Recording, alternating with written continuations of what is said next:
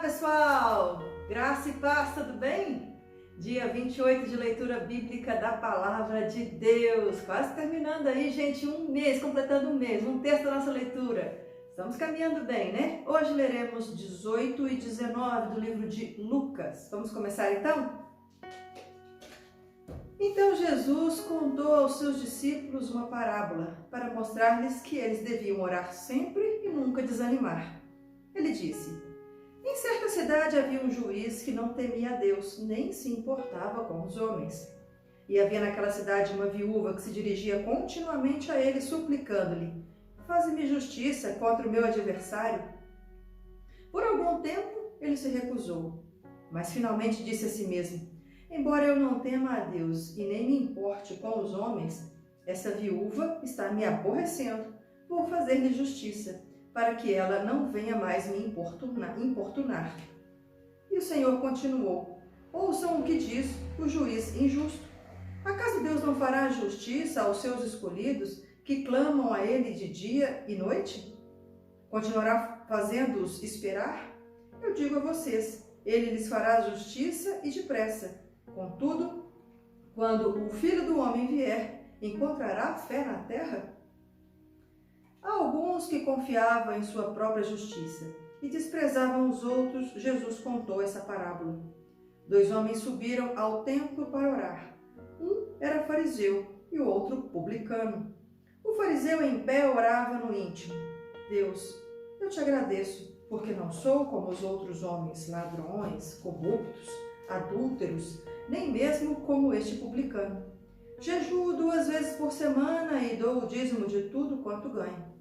Mas o publicano ficou à distância. Ele nem ousava olhar para o céu, mas batendo no peito dizia: Deus, tem misericórdia de mim, que sou pecador. Eu digo a vocês que este homem, e não outro, foi para casa justificado diante de Deus, pois quem se exalta será humilhado, e quem se humilha será exaltado. O povo também estava trazendo criancinhas para que Jesus tocasse nelas. Ao verem isso, os discípulos repreendiam aqueles que as tinham trazido. Mas Jesus chamou a si as crianças e disse: deixem vir a mim as crianças e não as impeçam, pois o reino de Deus pertence aos que são semelhantes a elas. Digo a verdade, quem não receber o reino de Deus como uma criança, nunca entrará nele. Versículo 18. Certo homem importante lhe perguntou: bom mestre, que farei para herdar a vida eterna? Por que você me chama bom? Respondeu Jesus. Não há ninguém que seja bom a não ser somente Deus. Só uma curiosidade aqui, essa palavra bom e esse termo de bondade é um termo de bondade de caráter, não é uma ação boa. Porque Jesus fazia boas ações, né? E não quer dizer que ele também não fosse. Ele, enquanto trindade, ele também é bom. Mas dizer que a bondade de Deus, Deus é quem enviou Jesus para estar lá, então, para salvar o pecado de todos nós. Então, a ação bondosa de caráter, ela é de Deus, e ele então reforça isso.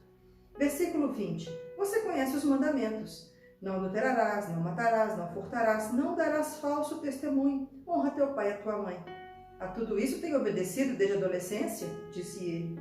Ao ouvir isso, disse-lhe Jesus: falta ainda uma coisa. Venda tudo o que você possui e dê o dinheiro aos pobres, e você terá um tesouro nos céus. Depois venha e siga-me. Ouvindo isso, ele ficou triste, porque era muito rico. Vendo-o entristecido, Jesus disse: como é difícil aos ricos entrar no reino de Deus. Vamos só fazer um adendo aqui também, né? Não quer dizer que pessoas que tenham condição financeira não entrem no reino de Deus. Mas pessoas que estão com muitas condições financeiras altas, elas tendem a confiar na sua própria riqueza e não no Senhor. A questão está na motivação e como ela usa, inclusive, o dinheiro para servir a Deus e aos irmãos que pertencem ao reino de Deus. Versículo 25. De fato, é mais fácil passar um camelo pelo fundo de uma agulha do que um rico entrar no reino de Deus. Os que ouviram isso perguntaram-se: então quem pode ser salvo? Jesus respondeu: o que é impossível para os homens é possível para Deus. Lembrando que o pessoal, os fariseus, os judeus dessa época acreditavam que quem era rico é porque era bem-aventurado. Era uma pessoa que andava coladinha com Deus. Então, se o camarada era pobre é porque ele estava sendo punido de alguma forma. Então, ele falou assim, olha, difícil o camarada, o rico entrar no reino de Deus. Ué, peraí então, quem que vai entrar, né? Esse era o questionamento deles. Jesus não traz o entendimento que não era pela quantidade de posses, mas pelo investimento que se fazia no reino espiritual. Versículo 28. Pedro lhe disse, nós deixamos tudo o que tínhamos para seguir-te. Respondeu Jesus, digo a verdade, ninguém que tenha deixado a casa, mulher, irmãos, pai ou filhos por causa do reino de Deus, deixará de receber na presente era, muitas vezes mais, e na era futura, a vida eterna. Jesus chamou à parte os 12 e lhes disse, estamos subindo para Jerusalém, e tudo o que está escrito pelos profetas acerca do Filho do Homem se cumprirá. Ele será entregue aos gentios que zombarão dele, o insultarão, cuspirão nele, o açoitarão e o matarão. No terceiro dia ele ressuscitará. Os discípulos não entenderam nada dessas coisas. O significado dessas palavras lhes estava oculto e eles não sabiam do que estava falando. Ao aproximar-se Jesus de Jericó, um homem cego estava sentado à beira do caminho pedindo esmola. Quando ouviu a multidão passando, ele perguntou o que estava acontecendo. Disseram-lhe, Jesus de Nazaré está passando. Então ele se pôs a gritar, Jesus, filho de Davi, tem misericórdia de mim. Os que iam adiante o repreendiam para que ele ficasse quieto, mas ele gritava ainda mais, filho de Davi, tem misericórdia de mim. Jesus parou e ordenou que o homem lhe fosse trazido. Quando ele chegou perto, Jesus perguntou-lhe, o que queres que eu faça? Senhor, eu quero ver, respondeu ele. Jesus lhe disse, recupere a visão. A sua fé o curou. Imediatamente ele recuperou a visão e seguia Jesus, glorificando a Deus. Quando todo o povo viu isso, deu louvores a Deus. Lucas 19. Jesus entrou em Jericó e atravessava a cidade. Havia ali um homem rico chamado Zaqueu, chefe dos publicanos. Ele queria ver quem era Jesus, mas sendo de pequena estatura não o conseguia por causa da multidão. Assim, correu adiante e subiu numa figueira brava para vê-lo, pois Jesus ia passar por ali. Quando Jesus chegou àquele lugar, olhou para cima e lhe disse, Zaqueu, desça depressa. Quero ficar em sua casa hoje. Então ele desceu rapidamente e o recebeu com alegria. Todo o povo viu isso e começou a se queixar. Ele se hospedou na casa de um pecador. Mas Zaqueu levantou-se e disse ao Senhor, olha, Senhor, estou dando a metade dos meus bens aos pobres, e se de alguém extorquir alguma coisa, devolverei 4 vezes mais. Jesus lhe disse, hoje houve salvação nessa casa, porque este homem também é filho de Abraão, pois o Filho do Homem veio buscar e salvar o que estava perdido. Você pode pensar assim, então se eu der dinheiro, eu estou salvo, eu estou bem com Jesus. Na realidade, essa entrega voluntária e essa entrega de coração, entendendo que há uma necessidade de restituir aquele a quem eu roubei. Porque se eu extorquir alguém, eu não vou restituir só uma vez, não, 4 vezes mais. E aquilo que eu fiz de errado eu vou consertar, isso mostra arrependimento. Versículo 11 do capítulo 19 de Lucas.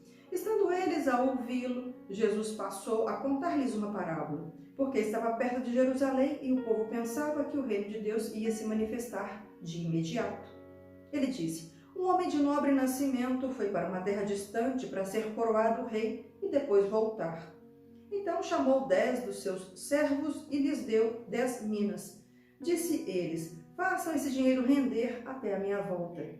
Mas os seus súditos o odiavam e por isso enviaram uma delegação para lhe dizer, não queremos que este homem seja nosso rei. Contudo, ele foi feito rei e voltou. Então mandou chamar os servos a quem deram o dinheiro, a fim de saber quanto tinham lucrado. O primeiro veio e disse, Senhor, a tua mina rendeu outras 10. Muito bem, meu bom servo, respondeu o seu senhor. Por ter sido confiável no pouco, governe sobre 10 cidades. O segundo veio e disse, Senhor, a tua mina rendeu 5 vezes mais. O seu senhor respondeu, também você encarregue-se de 5 cidades.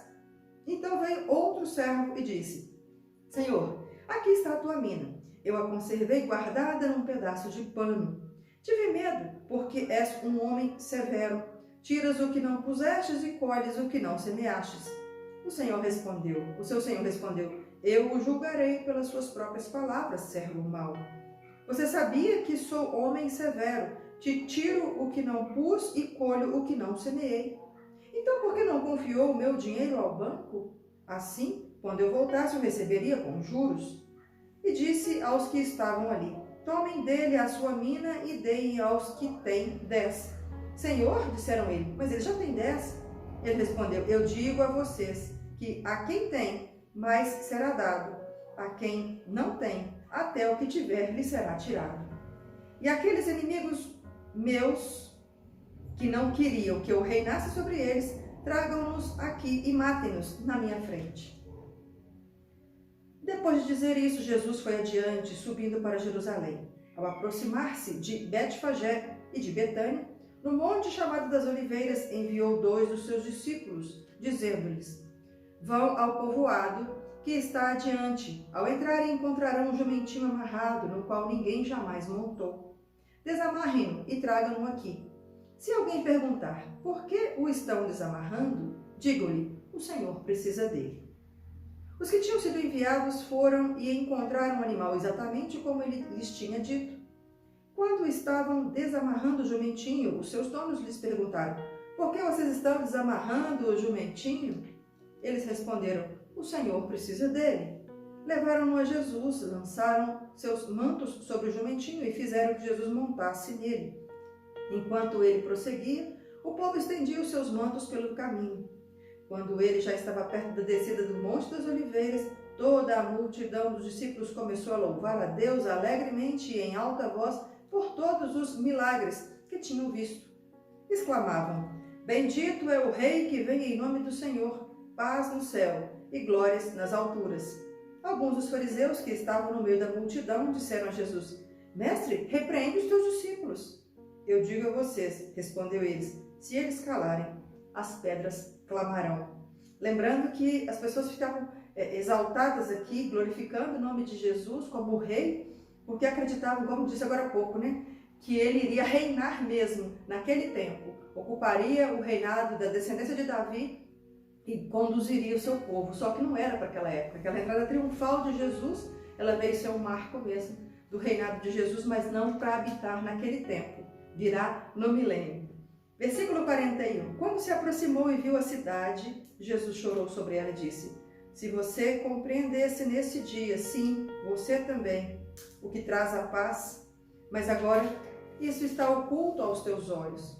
Virão dias em que os seus inimigos construirão trincheiras contra você. A rodearão e a cercarão de todos os lados. Também a lançarão por terra, você e seus filhos. Não deixarão pedra sobre pedra, porque você não reconheceu a oportunidade que Deus concedeu. Então ele entrou no templo e começou a expulsar os que estavam vendendo. Disse-lhes, está escrito, a minha casa será casa de oração, mas vocês fizeram dela um covil de ladrões.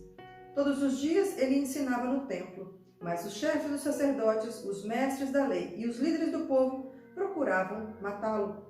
Todavia não conseguiam encontrar uma forma de fazê-lo, porque todo o povo estava fascinado pelas suas palavras. Ô glórias! Mais um dia finalizado e amanhã continuaremos então mais alguns capítulos do livro de Lucas, do Evangelho de Lucas, para irmos caminhando para a conclusão. Prepare o seu vídeo lá com a música, vamos cantar a história de Jesus e quem sabe fazermos um clipe bem legal com tudo isso. Né? Uma forma bem didática e lúdica de aprendermos da palavra. Amém, queridos? Até amanhã, aguardo vocês, se o nosso bom Deus quiser. Até lá!